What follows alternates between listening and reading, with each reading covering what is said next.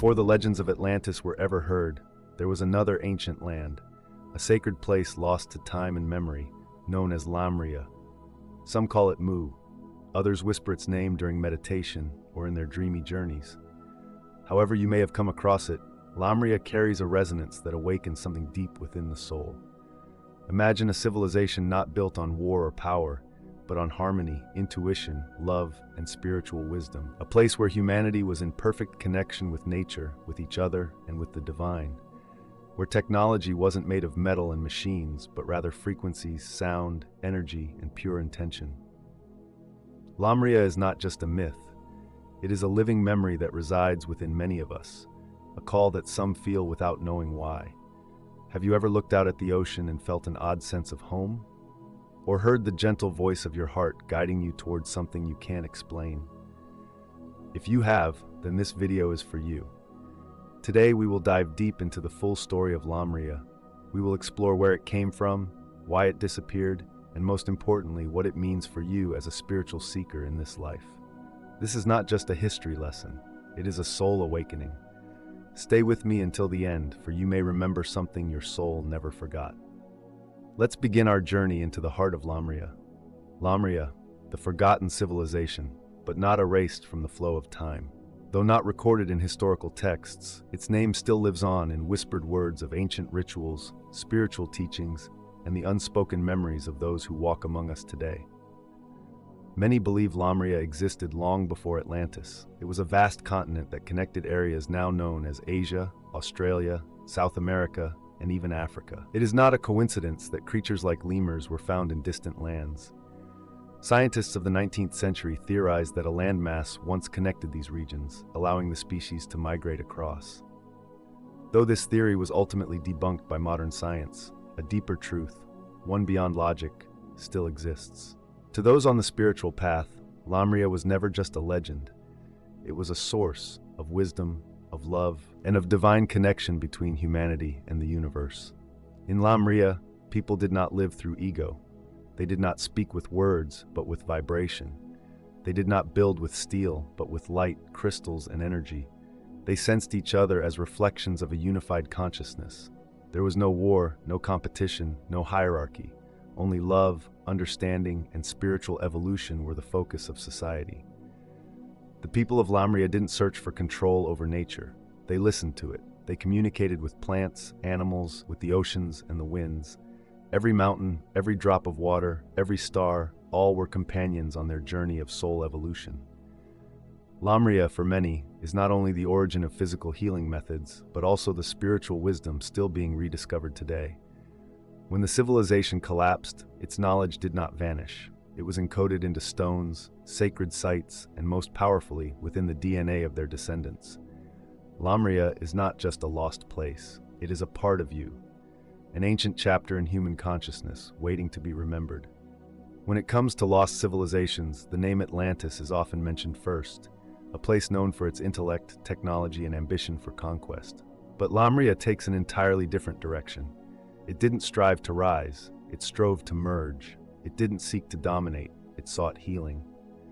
If Atlantis symbolizes the intellect, reason, strategy, and masculinity, then Lamria embodies the voice of the heart, emotion, harmony, and the sacred divine feminine energy.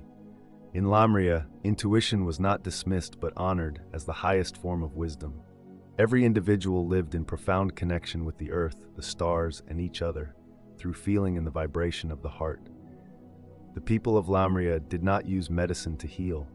They healed through light, frequency, sound, and pure intention. They did not need words to understand each other, for they had reached a level of communication beyond language, where the soul speaks to soul.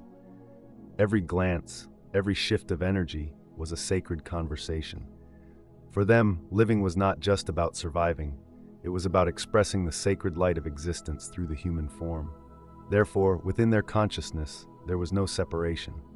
Every individual was a mirror of the source, where there was no I or other, only we, united in the flow of life. This is why Lamria is not just an ancient memory. It is a reminder of a way of life that many souls today are yearning to return to. A way of life that is balanced, filled with love, and deeply connected to the invisible forces of the universe.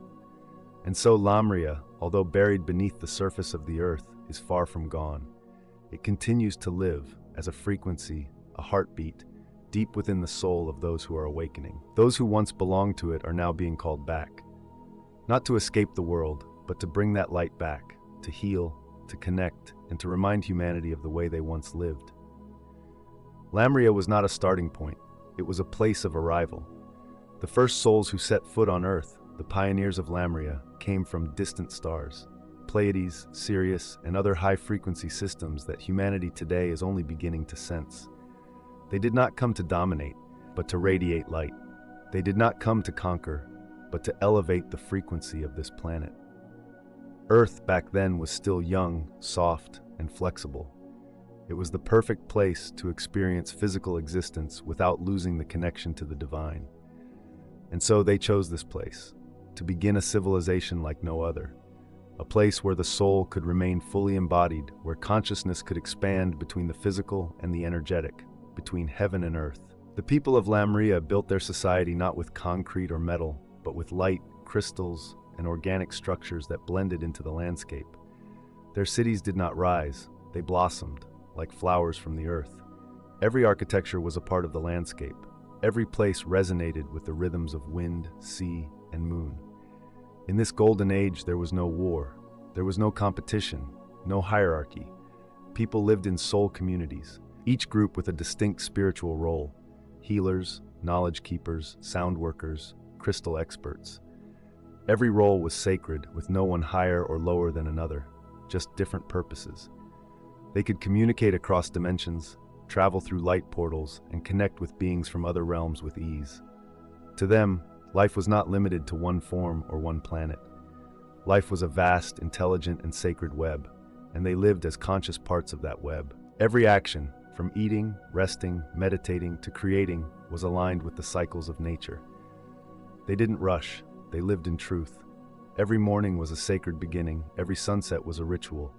And they knew Earth was not just a place to inhabit, it was a companion, a living entity to be revered and honored. But like everything in this world, even paradise faces challenges. As time passed, the energy of Earth began to shift. The higher frequencies of Lamria started to feel out of sync with the lower frequencies that were slowly increasing across the planet. Tension began to rise between the two civilizations, one being Lamria, which placed the heart and soul at the center, and the other being Atlantis, which focused on power, technology, and intellect. Atlantis prioritized developing and applying scientific achievements, while Lamria did not chase after technology or dominance, but sought harmony with nature and divine connection. This imbalance could not last. As opposing energies clashed, tension became inevitable. And ultimately, when life in Lamria could no longer harmonize with the shifting frequencies of Earth, the people of that civilization decided to leave behind everything they had built. They were not destroyed in a great flood or war. It was a conscious decision. The people of Lamria chose to withdraw. They did not flee, but instead turned inward, retreating to other dimensions, to the inner earth, to the stars, or to spiritual realms. Those who remained chose to return to their source, to the sacred spaces they had prepared for this moment.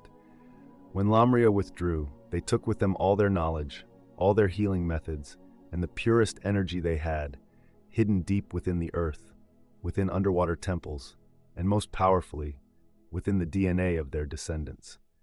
So, when the Lamrian civilization collapsed, it was not an end, it was a transformation, a part of the eternal cycle of birth and decay, of rising and falling, of civilizations coming and going. And in this way, Lamria did not truly disappear.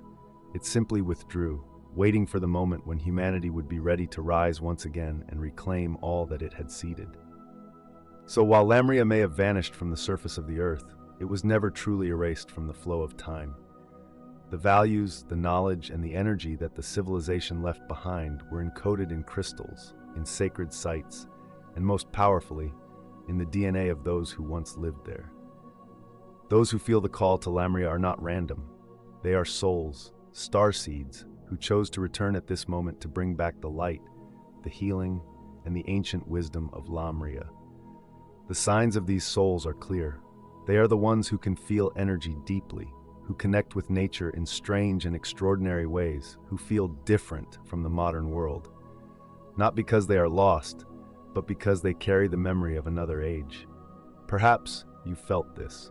The feeling is not a coincidence when you stand before the ocean and sense it calling your name.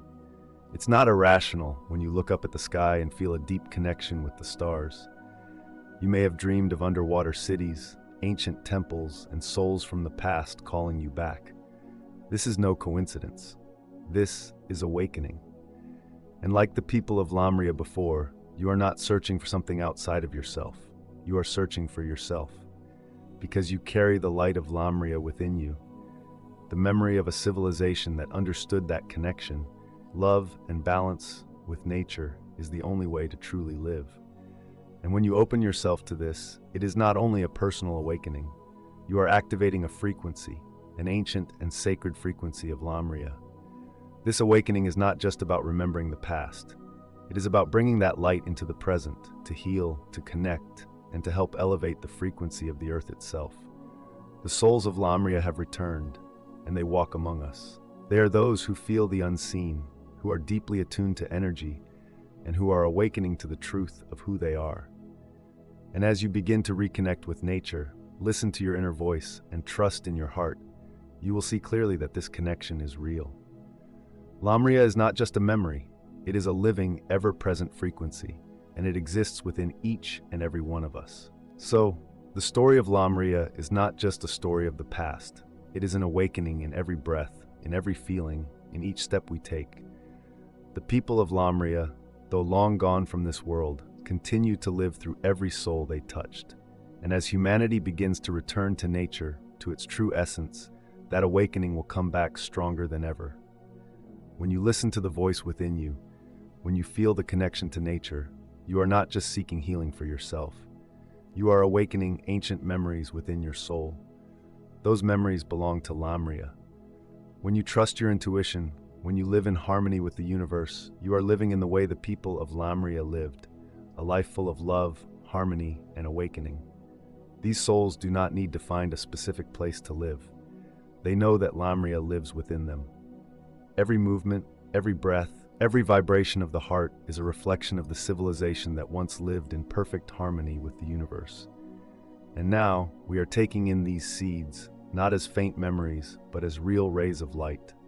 Look around you, in nature, in people, in everyday life, and you will see the connection. Every moment, every loving gesture, every inspiring action is a step back toward Lamria. You do not need to look outside for it. Everything you need to find is already within you. Lamria is not a place.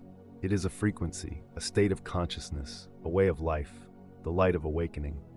And as we continue on this journey, as we reconnect with our divine essence, we are not just remembering Lamria, we are becoming Lamria. Live with an open heart, trust your intuition, and walk the path of love, healing, and harmony. Lamria is not a lost memory, it is eternal life, and it always exists within each of us.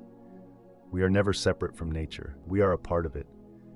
And when we live in alignment with that divine essence, we are not only awakening, but we are helping the earth awaken too.